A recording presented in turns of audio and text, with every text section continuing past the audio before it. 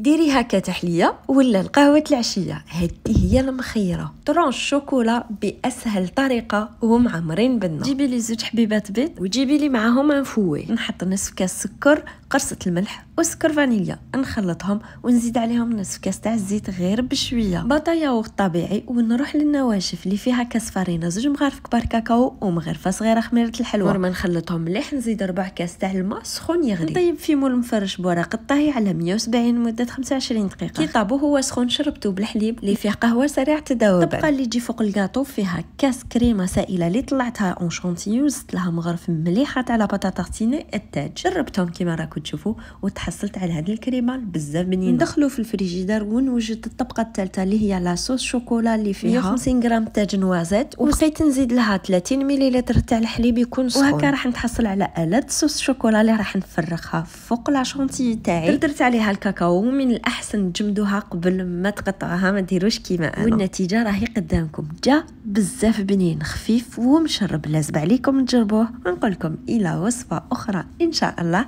سلام.